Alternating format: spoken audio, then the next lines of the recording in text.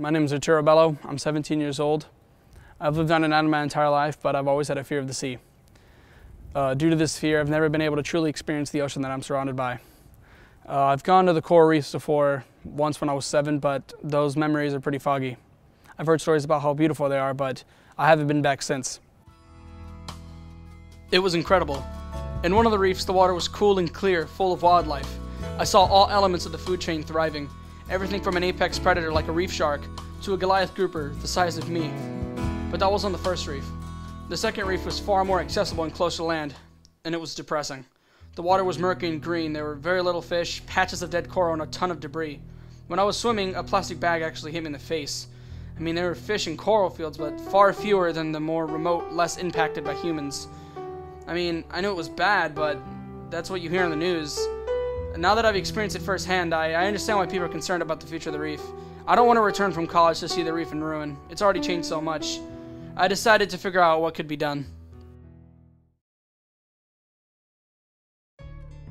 My first step was the Reef Relief Center, an organization dedicated to protecting the reef and informing the community about the conservation of our ecosystem. My name is Miller McCleary. I'm the Executive Program Director at Reef Relief. The loss of coral has a very negative impact on the ecosystem as a whole. It provides essential habitat and food for a lot of marine creatures. So if the coral dies off in certain places, you may see, well, you would see much less fish in those areas. So yeah, the loss of habitat, and then you'd have more at risk for flooding around islands where those corals have died off. There would be a dramatic economical impact if we were to lose our coral reefs, especially in the Florida Keys. Just in Key West alone, we get about 3 million visitors per year. It's estimated that about 75% of those of that tourism are using the water one way or another. They're diving, snorkeling, fishing, jet skiing. So the loss of coral and loss of habitat and a sick ocean around the island, you would see people most likely spending their vacations in other places. So you'd see job loss here and a really basic economic collapse.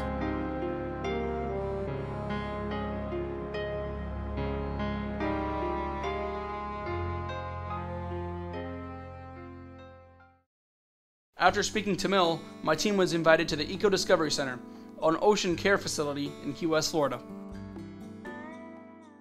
Mote Marine Laboratory is an independent, nonprofit marine research lab.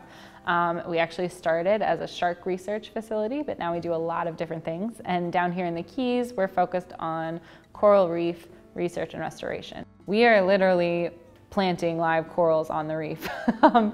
So we're hoping to make a lot of positive change for the reef environment here in the Keys, and we've seen some good results so far. A coral reef is essentially thousands and thousands of years of these tiny little animals just building houses.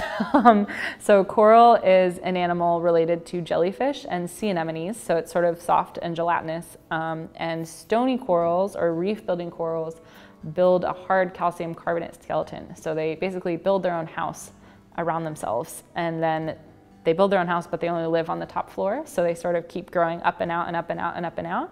But they grow really, really slowly. So when you go out on a reef and you see a big coral head like this big, it could literally be 10,000 years old. They gave me some great information, but I wanted to speak to someone who's lived their whole life on the ocean, spent most of their time out on the reef, to see if they've noticed the same changes as me. My name is Charles Jamison. They call me Jamie. I've been a diver down here since 1965. That'll make it 52 years. I've seen a very big decrease in the coral. The only thing I can attribute it to is people. I mean, I've seen people roll coral heads bigger than that refrigerator to get a lobster. And when you roll a head and it lays on its side, all the coral dies. I don't know what you as students can do to remedy the coral depopulation. There are areas down off the Tortugas still virgin, but the further you come this way from Sand Key, Marathon, and the upper keys are worse. But most of it will come back, but it's been stressed so much in the last 20 years that a lot of it is not going to come back. Jamison has been out in the water for more than 50 years, where he collects exotic aquatic animals. This is his livelihood, and he relies very heavily on the reefs and its inhabitants, and he feels that there is a steep decline currently in the density and amount and variety of fish.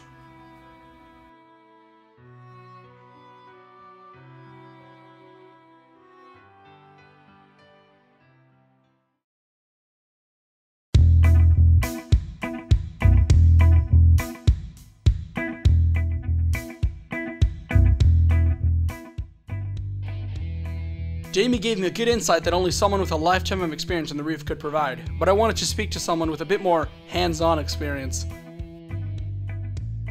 My name is Mark Rackley, and I'm an underwater photographer. I'm an underwater videographer. I feel like I've noticed the fish coming back more, you know, because I'm a freediver and like spearfishing and all that in the last few years, and I look at all the other guys, you know, hunting fish, and they're getting them up on the reef. I mean, back in the day, we would get 60-pound black groupers on the reef. We're not sure what it was, either water quality or pressure from fishing or whatever, that there's a lot less big fish on the reef. I've filmed a lot of hurricanes in the past, and I've seen a lot of the destruction that happens on the coastlines. And the fact that we have a reef where we have it, there could be a lot more damage if we didn't have a solid reef, you know, like we have.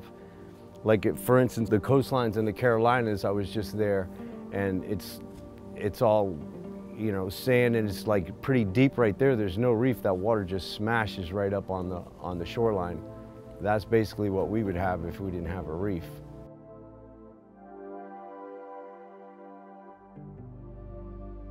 Two years ago now that I had gotten bitten by a blue shark in the arm. And blue sharks you don't normally see in the Keys at all. You see them more, you know, up towards Cape Cod and the deeper water out there. And for some reason, the blue shark maybe had gotten lost or whatever. It ended up in the really shallow water, you know, 4 or 5 feet of water. We're not sure why. You know, it would be interesting to see why that happened. You know, and the same time you say that, if somebody would get attacked, then you would think, well, there would be too many sharks. Well, there's more people as well in the water than there was back in the day too.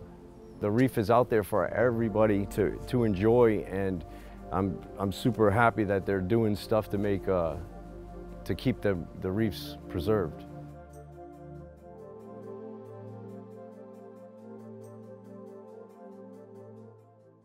After speaking to Mark, I went to one of the top coral research centers in the world, Mote Marine Laboratories. I'm Dr. Dave Vaughn, and I'm Executive Director of Mote's Tropical Research here at our new International Center for Coral Reef Research and Restoration. And I'm a marine biologist, but I grow coral for a living. The lab does research work and education and conservation. Our research work is on how to develop technologies for actually growing hard corals. Our conservation is actually producing and planting thousands of corals back on the reef. And we do education in the form of advanced courses, summer camps, as well as workshops to train other people from around the world how to do this. There's no doubt about it that the top stressor for corals is climate change. And that gives it basically a number of stresses. For one, it raises the temperature, which causes coral bleaching. And in addition, we're seeing times where it's not just high temperatures, it's temperature extremes. So we've actually had some very low temperatures and very high temperatures. The exact opposite of if you went to a pet store and wanted to start a reef tank in your home, they would tell you keep the temperature between 70 and 78 all the time. And we've changed that in our oceans to be colder, down towards 50 degrees, and hotter, up into the 90 degrees. Over half of the oxygen we breathe comes from the ocean. If we have a healthy ocean, we have a healthy mankind on this planet. It's going to take more than actually just recycling one more glass bottle or picking up one more aluminum can and recycling it. It's got to be that we each as individuals have to lower our carbon footprint. I used to have a pickup truck 15 years ago. It only got 10 miles per gallon. Now I have a car that gets 50 miles per gallon. I just went down to 20% of my carbon footprint by buying just a different car. I turn the lights off at night. If I did that, I use less water with the sink running. Everybody's got to do their part of having less of footprint on this planet. I hope to not retire till I plant 1 million corals back into this area in the Florida Keys. And if I can get a number of people in different coral islands to do the same thing, we can bring corals back. We can actually take the 2 on the endangered species list and take them off in our lifetime in the next few years. I want to give future generations the opportunity to experience the reef as I have. I hope that they don't miss out on this opportunity and that we don't ruin it for them. The consequences will be quick and severe. If we wait too long, we will have irreversible damage that we could have prevented. I hope after watching this documentary you understand the importance of maintaining and restoring our reefs. We're working hard, but we don't want to go 2 steps forward and 3 steps back.